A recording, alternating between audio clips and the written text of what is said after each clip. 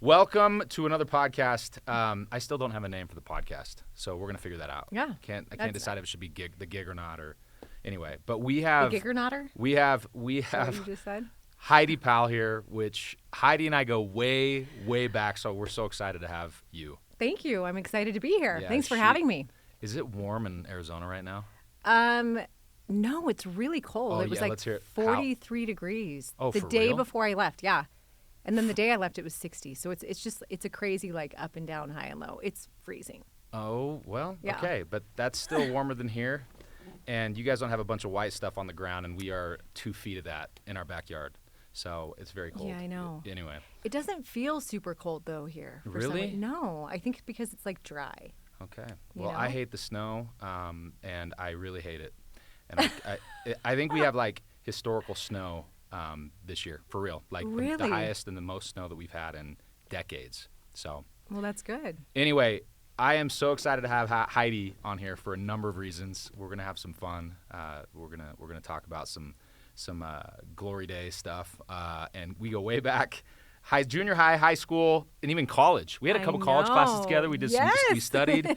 So it was a good time. So anyway, so Heidi, we're gonna learn a little bit more about Heidi. A lot of people already know what Heidi does, but I need some advice because I'm just getting into podcasting. And before we started, you were gonna give me some feedback or ideas on what I could do. was, And you yeah. started telling me a story, and I said, "Hold that! Yeah. I want you to wait for a second." So, if you were to start a podcast, have you ever done a podcast? I've only been on this side of a podcast. Yeah. Well, okay, I take that back. I interview people a lot, but it's not for something I call a podcast, but they're very podcast style. So I guess I kind of have. You should. I know. No, for real. Like, you really should. Well, thank you. Well, because you have so much to offer. Yeah. And Well, I don't know about that, but you would be amazing. it's commitment. I kind of have a little bit of a commitment Yeah. thing. You're And busy. once you start a podcast, you got to keep going, Yeah. So it's like if I commit to these little like 8-week things where I can interview people, it's great. And then I'm done after 8 weeks and I can decide if I want to renew it. Yeah. Yeah. But yes, I would love to do it. I just it's also a whole new baby. Like Yeah. I'm very realistic about the things that I start. I don't like to start things and not follow through. Yeah. And so once I start, it's like I have to nurture. It's like getting a dog, Yeah. That's work. You have to like That's potty work. train them. You got to raise them up, make sure they're healthy, feed them good food. Yeah. Yeah. Grow your audience on a podcast. But the advice I was going to give, and it wasn't even about podcasts specifically, but Mel Robbins was telling us so the very first audiobook that she recorded, I don't even know the name of it. Was it the 5-second habit or rule? I don't even know. Whatever it's called, she said they recorded for Audible, completely forgot to take out all of the flubs, including like her F-bombs and like, oh my gosh, hold on, I did that wrong. Let's go back and do it again. It got published because of the mess ups. The thing flew to the top of the charts, still sells like above anything else that she does the raw because of the raw content. People think it's so relatable and so real. So like the thing I would say in doing your podcast is don't feel like you have to be perfect because people don't want perfect. They just want you. No, that's really good. In fact, in my brother Trey's back behind the scenes, he was my first podcast. Is that who that is? Yeah, it's that guy over there. But hey, That was your but cue. some of my You'll favorite songs ever, are back from the 70s, 60s, 70s, 80s. A Weema Wop? No, Yeah, that's sure. the 50s. Yeah, Do you know what? That's Do you know a what that 50 is? Yeah, a Weema. Wait, a Weema. In the Jungle. Yeah. Is that what it's That's called? 50s. Yeah. It- Yes. Is that what it is? Did I just A blow out the... Weemba. Yeah. Anyway, but You search a Weema-wop. yeah, that was way off. I bet you could. That was way off. But That's what I would Google. Sorry. the Keep fact of going. the matter is, a lot of these musicians, back when they were recording, back in the 60s, 70s, 80s, they left little mess ups, right, in the songs to Yeah. give it more character. Really? And they don't do that anymore. Like, everything is too perfect. Like, there's mess ups in songs. Can you name a mess up in a song, Trey, that comes to mind? No. The Beatles did it a lot. Yeah, Beatles, Pearl Jam, Yeah. STP. Yeah, they all just even left it in there. Rage, like, they See, I played it love live. that. It'd be in one take, too. Yeah. Really? People I want like realness. That. They do. I feel like even on social, people are going away from produced and they want well, it's kind of a split thing. They want the real and then it's all filtered and fake. So it's like a fake reel. But yeah, I say we take it back. Don't edit anything out of That's this. good. That's good feedback. Unless I look bad, then give me a filter. No, I'm you just always look great. So Heidi has accomplished some pretty incredible things in her life. She was the host or co-host of Extreme Weight Loss. Yeah. So Good ABC, job. NBC? You want to ABC. ABC, Yeah. right? You hosted Miss Teen USA. You just found that out today. I know, but I want to sound like I've done my research. No, I'm saying She just told me that, like, I did. I you're was like, do you know I supposed hosted that? Yeah. I don't so think Trey she knew told that me I that, hosted but that. I want to sound, well versed. That was beautiful. Yeah. And she's you've been all over the place. I've seen you. I mean, on social media, you're speaking at tons of events all the time, Oh, and thank you. you're revered by a lot of people out there as being a fitness pro. And the other thing that I love about you, Heidi, is actually I'm going to wait till the end of the podcast when it gets more serious. Oh, wait, no. Keep Keep saying what you love about me. Well, yeah. I want my family, we lived in Mesa, and so we went to the same junior high. Yeah.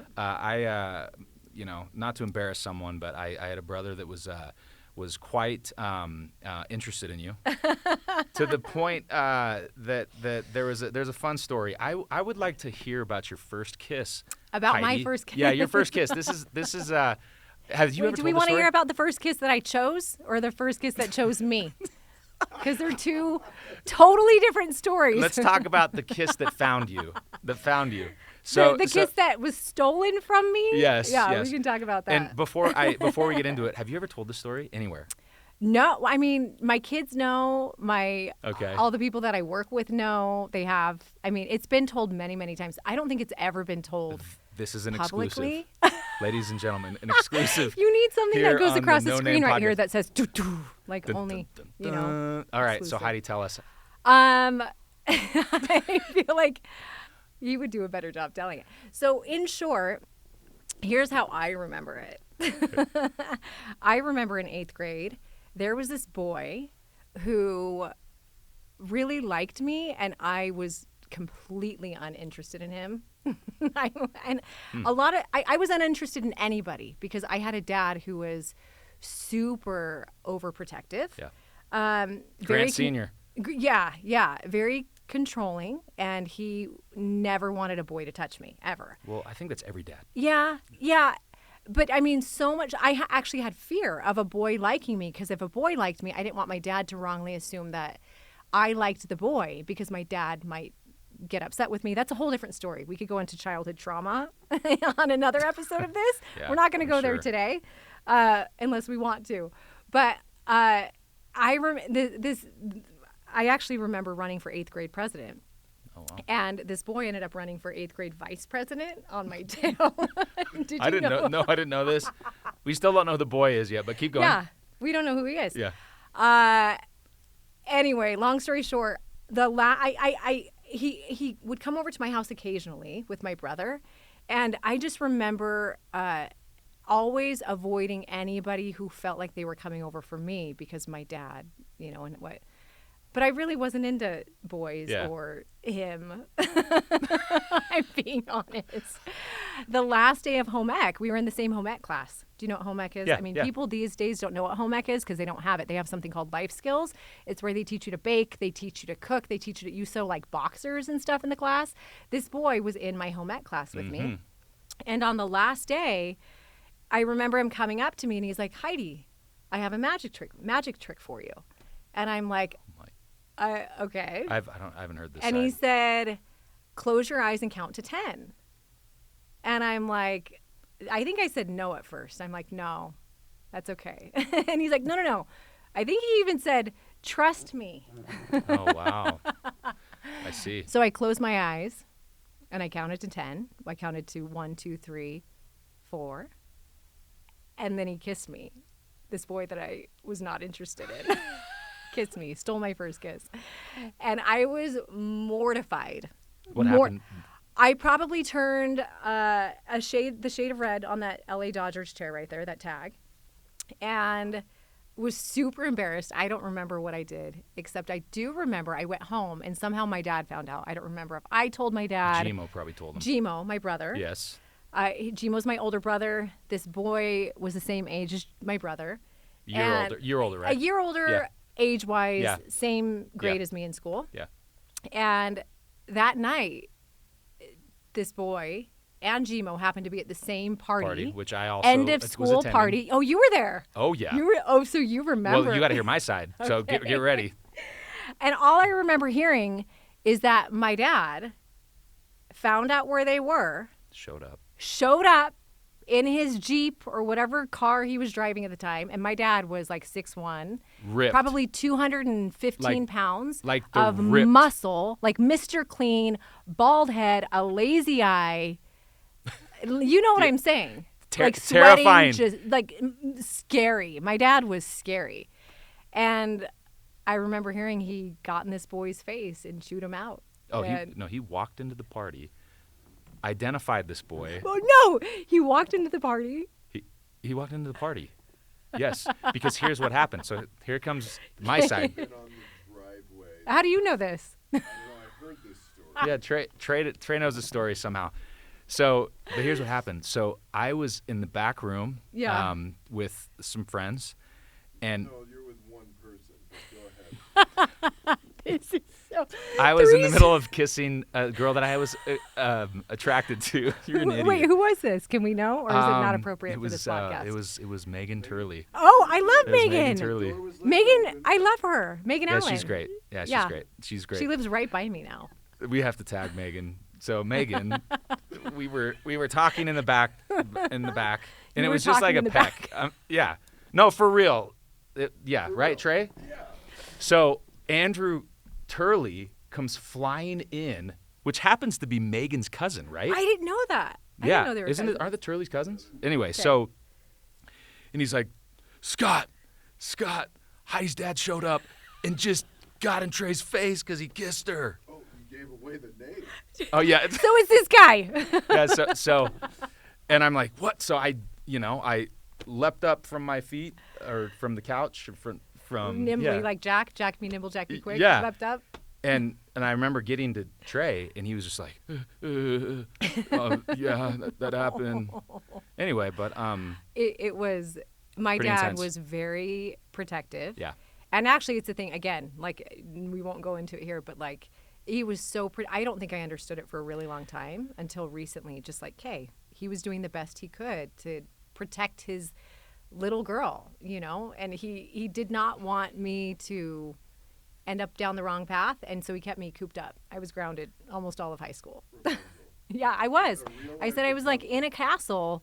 I couldn't even throw my hair out though, or I would get in trouble. So not really like Rapunzel. so I have a question for you, Heidi, Yeah. and this is actually So wait, can we close the loop? It was Trey. Yeah. The boy Yeah. was the guy Yep. behind the counter, or not the counter. Yes. The guy behind the camera, who was your brother. This is my brother. Yeah. And what's interesting is over the years, I kept more in contact with you. For sure. Yeah. Than Trey, Yeah. just because of work stuff. Yeah. You know. Yep. So we've done a few things together over the course of the past Yep. few years. But anyway, I have a question for She you. was mortified, real quick. She was mortified, but I was ecstatic Yeah. when I did it. About the kiss. Yeah. Yeah. I did what I had to do. I did what I had to And I do. regret nothing. Well, If you didn't hear that, he said he did what he had to do, yes. got it done, and he regrets nothing. Well, he made it sound like you guys kissed and there was no like magic involved. So yeah, so he had accomplished. The older I You get, cheated the her. better I was. Yeah. Okay, so here's I my. wish you had a mic. Yeah, maybe we should hand him one. Anyway, but Heidi, so here's a question for you, and Okay. this is what I wanted to follow up the story with. So your dad was super protective of you. Yeah. I think every dad wants to be protective of their little girl. You know, I currently am in a situation where I'm gonna move I have a but keep going. I have a little girl who I love dearly. She's my only little girl. Are you the only? I am the only. 'Kay, yeah, so which that- this and how many boys do you have? We have 3. 3 boys, 1 girl. Yeah. Where does your daughter fall? She's second. Are you number? You're, Yeah, I'm number 2. So- First is the worst, second is the best. Yeah. I'm number 2. Yeah, I'm sure Trey would agree with you on that. So my question is, as a father, what advice, if you know your dad's waiting on the other side for you right now? He passed away 12 years about ago. 12 years ago, Yeah. but you know that he loved you, and I mean you know that he adored you, and a lot of times dads will do crazy things because of the love that they have for their little girl. What advice would you give Sorry, your I'm dad comfy in a on this very chair. loving way? What would you tell? What would you tell your dad, or in speaking to all dads with a little girl or girls, what advice would you give to them this day and age about being protective or overly protective? Tell me what you do or say. So I actually think it has less, as I've gotten older, and actually read a lot of books and done a lot of my own therapy on all of this. Let me move this. Are you okay with Yeah, this? please Let do. me just get a little comfy. We've got before I a get into box this under, answer. cardboard box under here. So we're There we're we working go. on improving the set. I'm just getting comfortable. Yes. I actually think it has less to do with protectiveness and more to do with showing your love than anything. Because I think showing love, like if you are protective, right? I think the natural instinct of a man, or at least my dad, was to like almost shell me off from the world. And even in a way, shell me off from him and his heart and his, like how he really felt about me. So I don't think I ever really knew.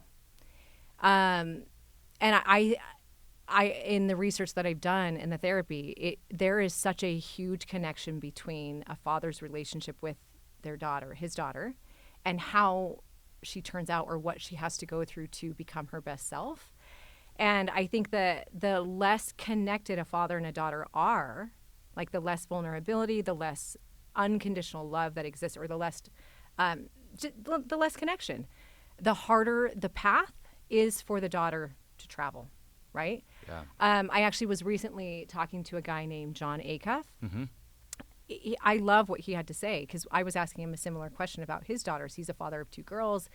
And I asked him, like, what is your secret? How do you make sure that your daughters can go out into the world feeling protected and knowing that they're loved, right? Like having that confidence, because Right. that's what a dad's trying to do when they're protecting their daughter, right? They're Right. trying to give them the confidence, give them the tools, give them the love to be whoever they want and be able to withstand any of the stuff that's going to fly at them, any people that are trying to tear them down or hurt them, whatever it is.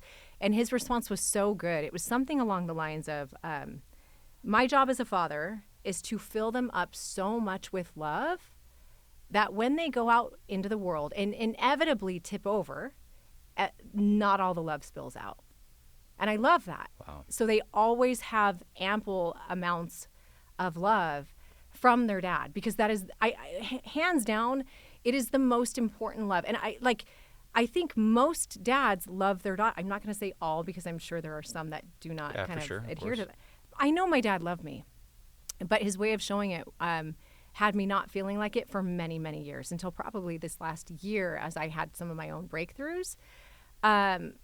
So protect, yeah, but protect by being there for your daughters, no matter what they go through. Some of the best advice someone gave me recently too was like, never be surprised when your kids or your teens tell you something.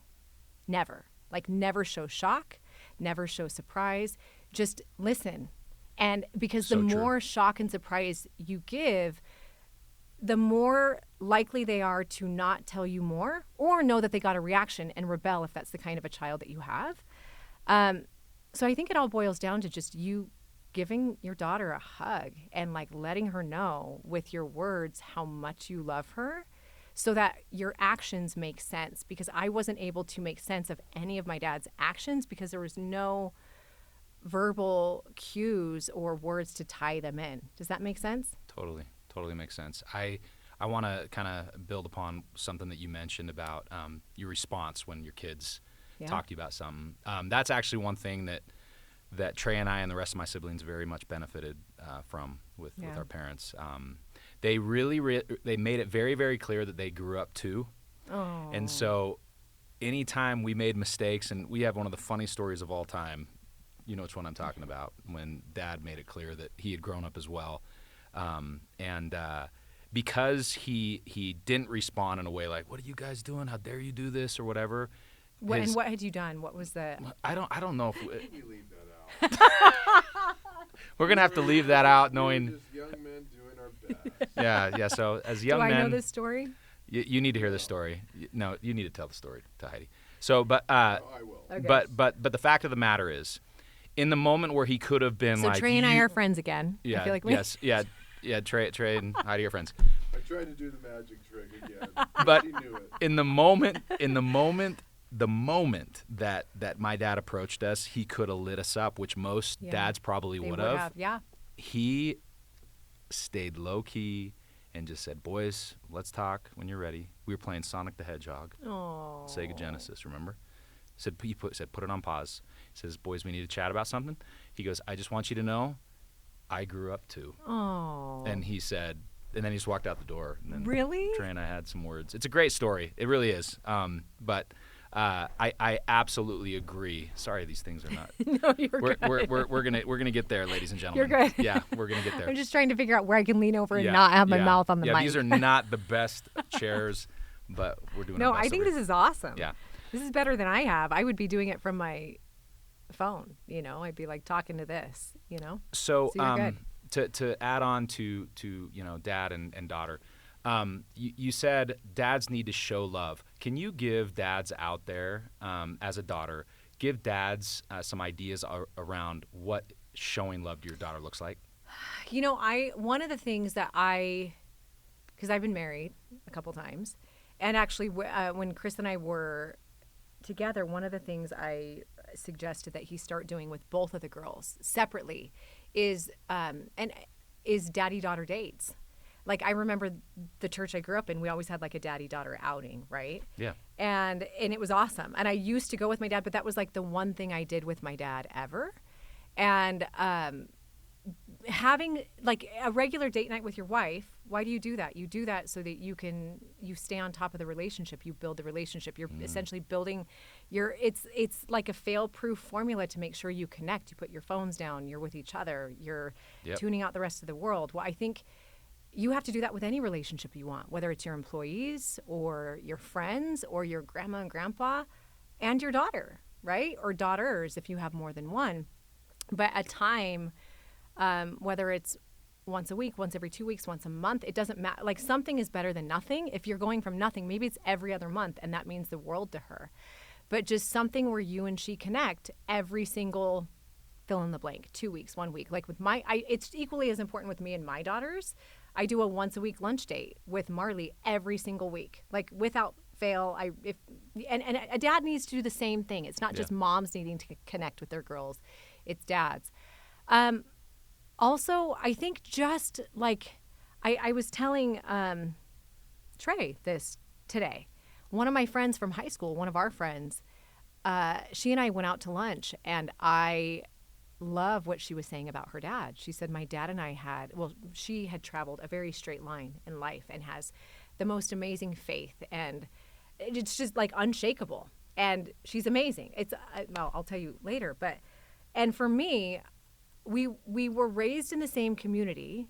We're pretty similar up until high school. And then after, I kind of traveled this path that I was searching for truth and searching for love, and for love, which I could only find from myself and God, right? But I was looking for everywhere else. And it was a much harder path with 2 divorces, a lot of difficult relationships, struggles with my kids, right? And I feel like we landed in the same place, but like our journeys looked so different. And when I was talking about her relationship with her dad, she said, my dad and I had a really great relationship. She said, I remember in high school, I would come in late, like 5-10 minutes late. And my dad, like at night on a date, and my dad would be waiting up for me. And in my mind right then, I'm like, oh man, my dad would have, I was thinking of all the things my dad would have done if I walked in 1 minute late. And I just never did because I knew the consequences. But she said, yeah, he'd be waiting up for me. He'd come in, he'd tell me how worried he was and like never to do that again. And then she said, we'd stay up talking till 2 a.m. And I'm like, about what? And she said, about life. Like, he would talk about the boys I was dating and the classes I was taking and his philosophies in life and how, like, all of the things that like I could never conceptualize talking with my dad about. And so I would say dates, finding time to just connect and talk. Like, sometimes we think our kids aren't capable of conceptualizing what is in our brains, and they are. Like they are humans, but until we give them the time, the space to hear us and hear them, you're never going to know. And then I would say the third thing is, as parents, we tend to try and put a mask on for our kids. We try and okay, wait, what do we want our kids to follow? Who do we want them to be? Let's only show them that side of us. And I think that does a major disservice for our kids, especially our daughters. Yeah. So being real with your kids about where you struggled when you were their age, where you struggle now even to an extent, I think gives them permission to be more communicative and open with you as a father. Like I would have loved if I knew that with my dad. I had no idea. And I was only finding out things and they were doing their best to show who they wanted me to be. Right. But it all kind of came crashing down at a point when my dad had an addiction problem that landed him in treatment. It was like, wait. Yeah, what? Yeah, and my world kind of crumbled. Yeah. Because that was, it was like the foundation of my life wasn't like I looked at it and I'm like, oh, it wasn't really a foundation at all. I don't even know what my foundation is. Right. And so just by being real and authentic with your daughters, any man out there, you're actually going to create a much more solid foundation, even if it has cracks, than you would if you're trying to showcase a false, perfect foundation that has no cracks. Well said. I love everything that you just shared. Having one little girl, my goal as a dad is to make sure that she leaves the home as confident as can be, and that she's knows she's beautiful, she means something, her self-worth should always be there, that she knows how to throw a punch, when like, someone that disrespects. Is a big thing. Yeah, it definitely is. But I want her to know and understand what courage and faith and self-confidence is all about. That's so important. I think every father would want that for their little girl. That's big. Yeah. Another thing for my daughters that I think has been so big on my heart lately is having them be so sure of who they are, right? Like my little Ruby, she's so sometimes cute. To a fault. She is so sure of who she is. But to have the confidence to wear whatever clothes or be made fun of by someone and not have it faze her at 9 years old that's wow. I don't think I am there yet. Most people, you know what I'm aren't saying? even I'm there 40. Yet. Yeah. And it's my older daughter struggled a little bit more until recently, but just being okay with who they actually are and feeling okay expressing who they are, no matter what anyone might say. Like my son would do these smiley faces on his fingernails, and there were people that were like, I can't believe, but he did not care what anyone thought, right? Yeah, that was that's just so powerful. I love it. It's amazing. So one of the things I want to focus on, and I'm kind of telling you the outline of podcasts. Yeah, you tell me anything. Yeah, is building brand. Mm-hmm. You have done a fantastic job building, your brand and a following. And some of the things that I really respect about you, Heidi, as I've watched you build your brand over the years, is how open and honest you are. One of the things that you never shy away from are some of the things that you've struggled with in life. So and I just thought of something you told me once, and it made me laugh just now, and I'm going to tell you. Okay, well let's get to that. It's about the brand. Yeah, we'll actually share it. Let's hear it. It was. I don't know why I just thought of this. I was talking about it actually was the greatest compliment. You need to know this, but I loved the way. I love that you said it with no. You're like, so I was talking to my wife, and she's like, what I love about Heidi is she looks like crap sometimes, and she doesn't care. And you're right, though. Right. But here, when I don't care, I do care. So I'm not going to lie, I do care. But I also do show a lot of the real sides of me. If it's me waking up in the morning and I feel like it's important that people see the real me in that moment, I'm going to show the real me, right? You should. It is Everyone should. It's now I say that, and then there's a flip side to the coin too, where I'll be dressed up and I'll be like, man, I still don't look the way that I want to look. Let me throw a filter on, which I'm realizing is detrimental, right? Yeah. It is hard because we want to look real and like crap while still being hot. Yeah. Well, so there's I may have said that the wrong way. No, you did not. It was actually, you need to know, I loved it, and it actually encouraged me more in that moment. To be real. 100%. Yeah. Because sometimes we forget that the most magnetic part of who we are is the real human aspect. Absolutely. And we tend to get caught up in the comparison game where we're like, well, okay, that person gets more follows or likes or comments than I do, or they're doing these brand partnerships that I want to work with. And they're all lit up and glowy and everything is photoshopped. People are watching. Maybe I need to do that. And I've had to realize that while people might watch that perfect look, how is the viewer actually connecting with the person that they're watching? Are they leaving feeling better about who they are, or Yes. are they leaving feeling worse? Because I know Yeah. I watch them Yeah. and I never feel good about myself. And so it's like, do I want to be someone that people walk away from feeling negatively, or that they walk away from feeling like, okay, wait, now I'm in a different place because of what Heidi said or who she was. So it's been a big eye-opener for me. No, I love that. And that's one of the things that I've really respected about you as I've watched you over the years as you've built your brand. You mentioned the realness side. I can't wait to have my Aunt Jill on the podcast. She built her brand around sharing one good thing a day. Oh, yeah. I remember Jill. you telling me about her. Yes, yeah. yes.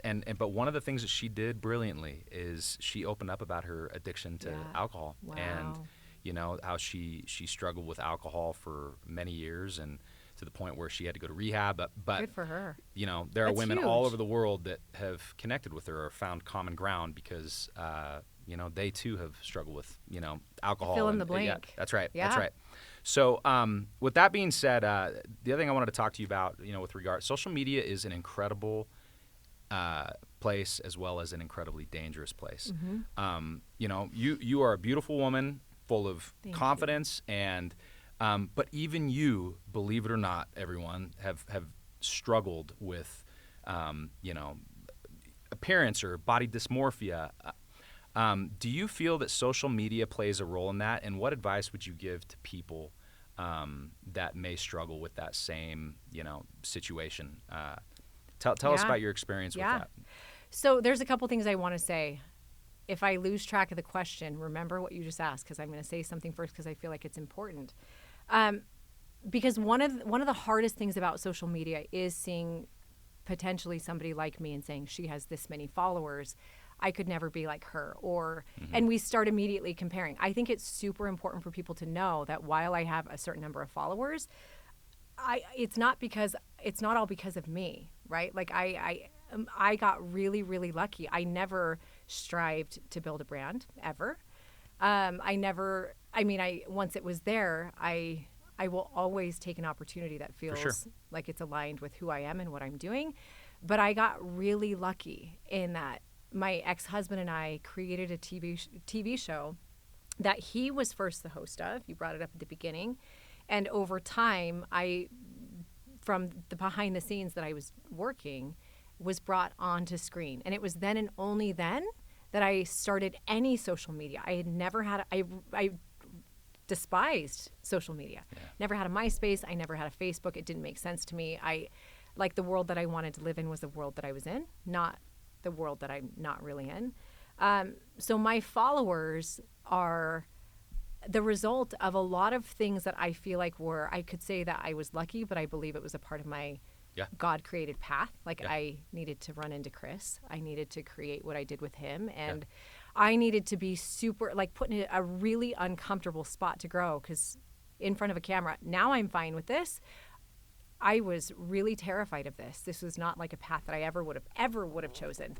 And I'm glad now. I'm glad I fine-tuned those skills, because I feel like I'm able to share my heart. So I say that because I want people to know it's like there is no, and I wish I would have known this about social, there's no happiness in a higher number count.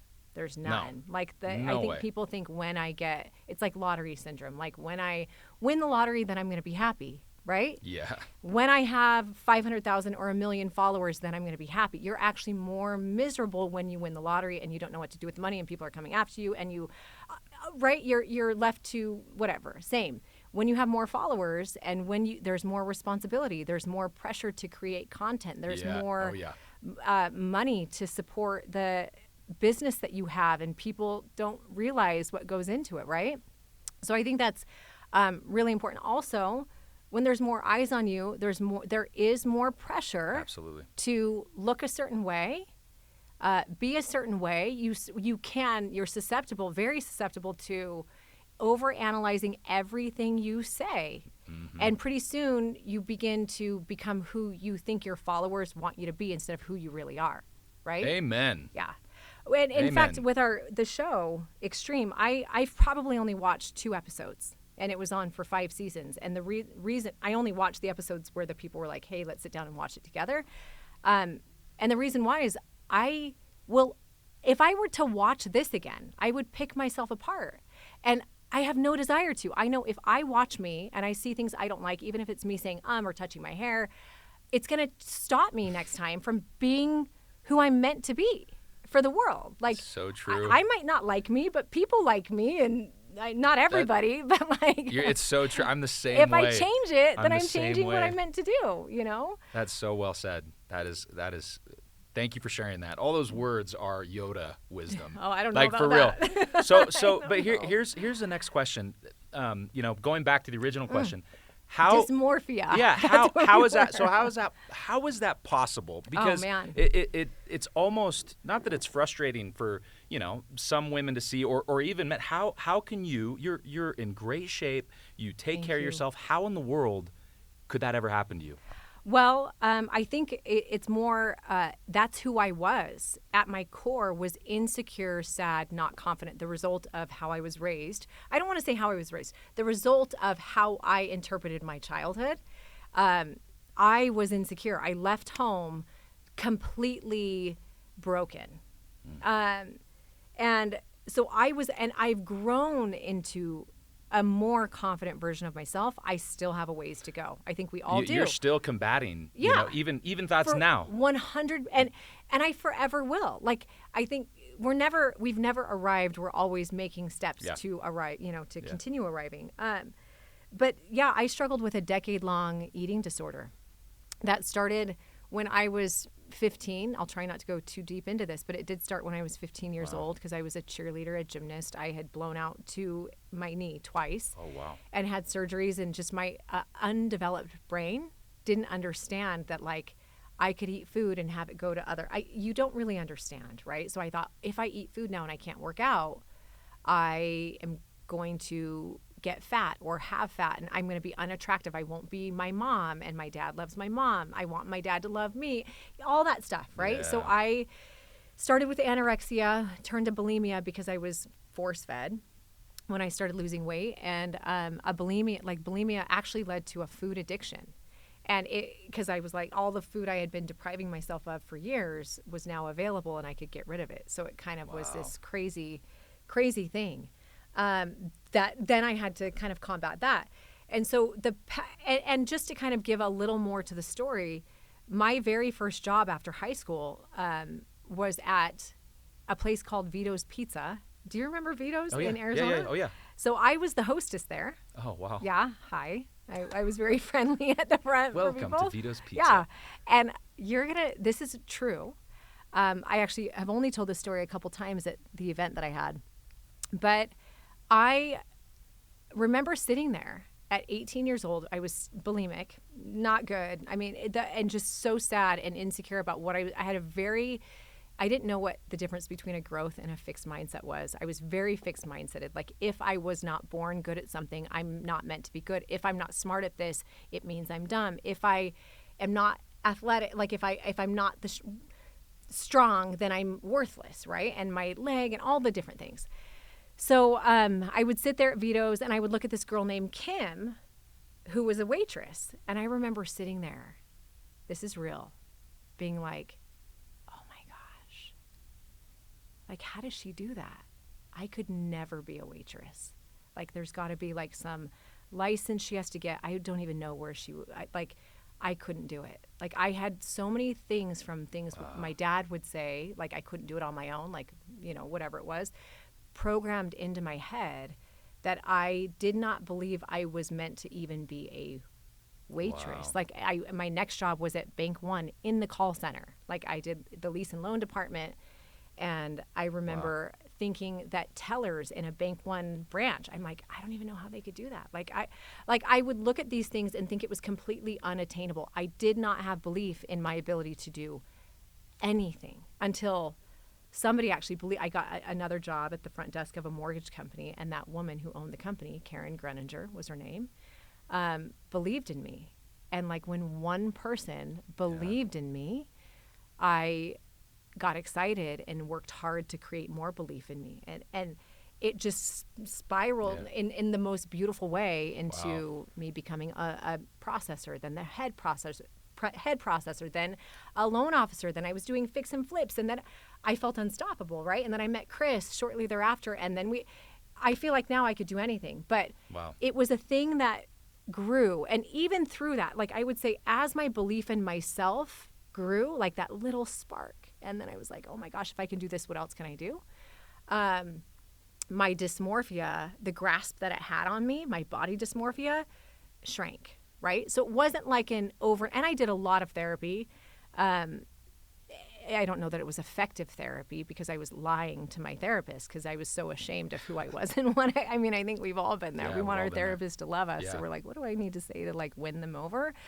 But the most effective therapy for me was life. It was like learning, and even going into the place where, in 2015 when I started competing, bodybuilding, in a category called bikini, which to me had nothing to do with the way that it looks and everything to do with I was learning that my body could consume 2,600 calories a day, and I could have more energy and be clearer and build muscle and actually be leaner than ever before. So it was the experience, the belief, and then the education all combined created it creates wisdom is what it creates.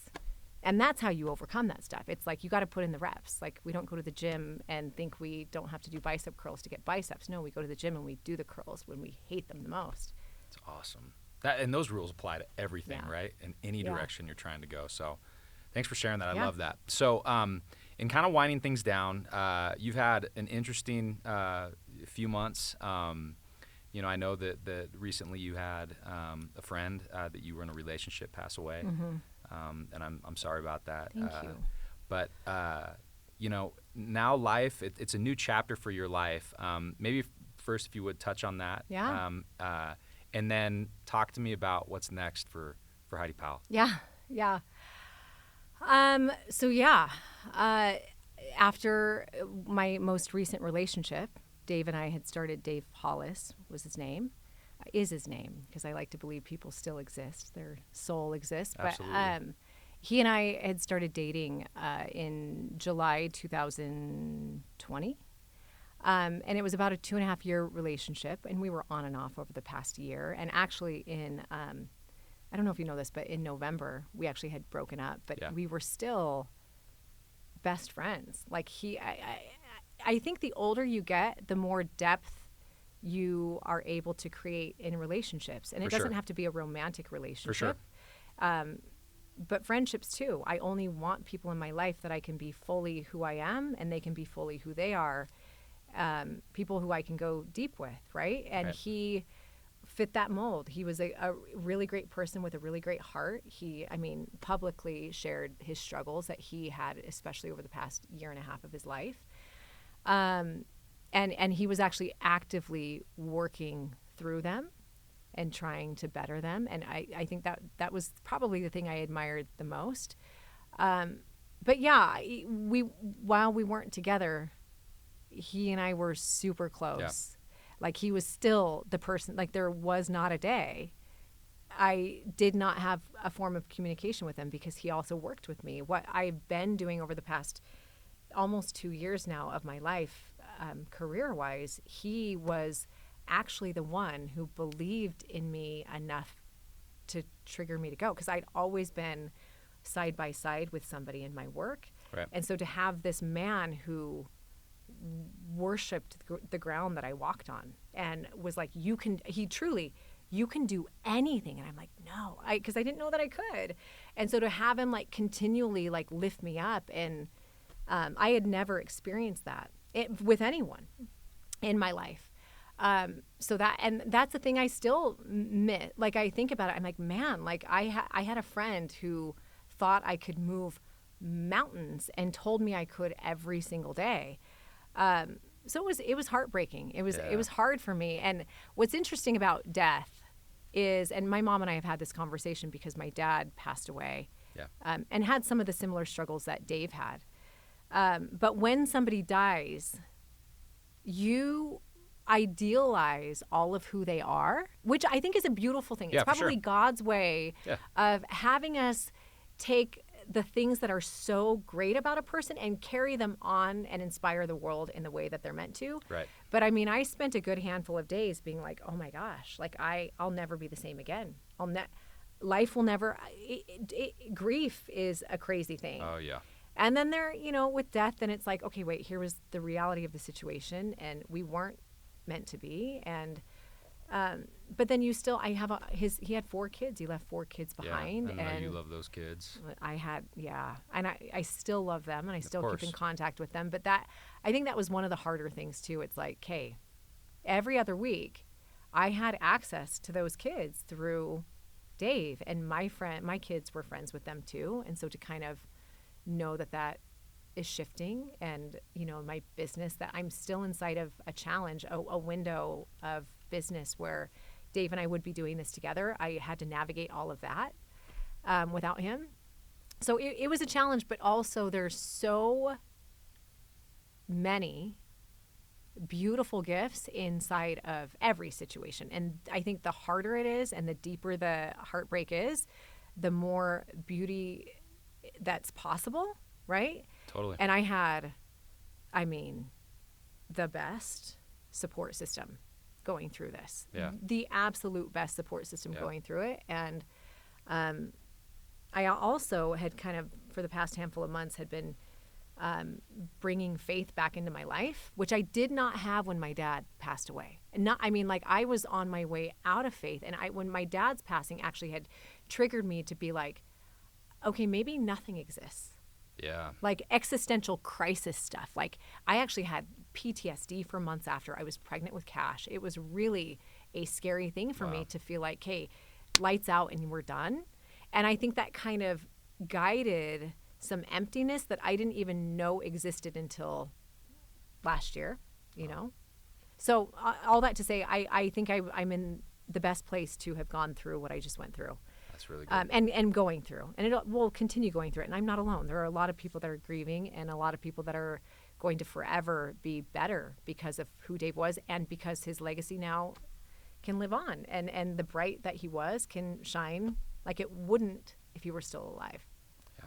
Well, that's awesome. Thanks for sharing that. So before we started talking today, you've had an insane life. Meaning as far as being busy. This new chapter, tell us what the next chapter of life looks like for you. And you'd mentioned some things that I thought were really interesting, kind of getting into this next chapter. Yeah. What's next? What are you doing next? What's cool is, for once, next for me is not a thing I'm worried about. It's not clear. So I am someone who always, just my personality, the way that I'm wired, I always have 10 things in the works. I can attest to that. Yeah. And like there's productivity in my mind has always equated to value. Like I am more valuable if I'm efficient, if I'm productive, if I'm making money, right? And I've had this nagging thing for, I don't want to say for 4 or 5 years, like especially since my divorce. Like I need to want to spend more time with my kids. I need to be a better mom. I want this. And what happens is I would kind of back away, and then I'd be like, well, let me just do this one thing. And I'm so all in. Yeah. And okay, let me just build it to this level, and then I'll be able to have all, yeah. Like I'll do this now, then I'll spend time with my kids later. Well, my oldest is 18 now. Wow. I don't even know where time went. My second is 16. That's crazy. 11, and my baby is 9. And it's like, this is before Dave passed. I would say a few months before, I was like, I'm done. I can't keep saying someday I'll spend time with my kids. Someday I'll live the life that I want. Like I love everything I do, but the reality is I feel like I've spent so much time giving to the world, when really the people who I need to give to the most are my kids and me.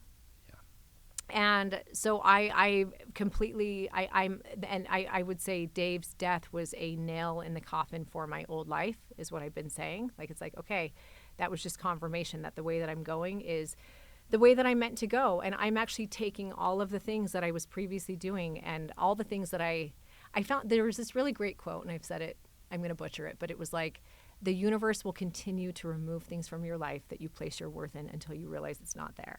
Wow. And that's good. I was like, I'm getting rid of my extension. I like went crazy. I'm like, I'm getting rid of everything. And then I put them back in. But but still, part of that for me, like, I find my worth in my work, right? But then I have to ask myself, am I doing my work for me? Or am I doing it for my people? Like, am I doing it to build an empire that also helps, right? Because I love that it helps. Yeah. Or am I actually doing it to serve the people, to serve my family? And it's just I think there's so many fuzzy questions and answers right now that and at the end of the day, if I jump into something without knowing my firm why or having my why reconfigured in a way that I know equates to what I want in 10, 20, 30, 40, 50 years and beyond, I'm going to end up in the rat race again. And I don't want that. So anything that currently exists will keep going. So I have a fitness app that'll keep going. Yeah. I have a nutrition coaching company that'll keep going. I have a supplement company that'll keep going. Yeah. It's funny because I'm saying these things that I'm like feeling like I have nothing going on, but like there's stuff there. Oh, yeah.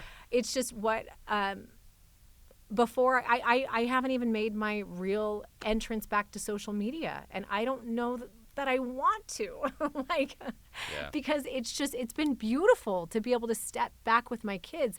And so I'm kind of at a place of surrender where I'm like, I'm going to clear the slate. I'm going to organize my life because there's been I feel like a hoarder with information and content and curriculum that I built. I don't even know where all of my loads and loads of curriculum are. Like, I got to figure, and I got to do some soul searching and figure out, okay, what is my purpose on this planet? What does God want me to do? What am I supposed to, like, is it just with my kids? Like, do I need to figure out how to make enough money a month to cover my expenses and deal with the world when I'm 50? Because I can, right? Right. Like, I can always make the money. I can always build something amazing. Right. But the one thing I do know is I exist for my kids right now. Absolutely. You always existed for your kids in many cases. Yeah, but now I'm choosing to exist That's awesome. for my kids. That is awesome. Yeah. Well, Heidi, I can't thank you enough for being on here with me today. Like, thank you. You've shared some pretty wise words. As always, she is as good as they come with good wisdom. So nice. Thank you for being on. In closing, tell us, this is a random way to end, but I want to know your favorite cereal. What's your favorite cereal? Oh, man. Oh, it depends on the day. Let's hear it. Wait, do I have to marry this cereal forever? Yes, you have to marry this cereal. Forever? This is the cereal you eat in the next life. Can I, like, do a combo? Yeah, for sure. You can do a combo as long as it tastes decent. I'm going to regret my answer because I'm going to say something. I like so many. I mean, Cinnamon Toast Crunch is really good. That's my number one. Is it? My number one. Okay. You're going to combo that with something? No, I mean, I just don't want to say, I don't want to. Okay, give me one more. I'll let you give one more. Like a very simple one that I love, Frosted Flakes. They're so good. Yeah, they're good. I had them the other day, and I'm like, why? I feel like I have, like, neglected. I've, like, put this baby on the back burner. I need to bring it forward. I think I overdid it as a kid with them, but that's a good choice. That's a good choice. All right, Heidi, thanks so much for coming. Thank you. Yep. We will see you later.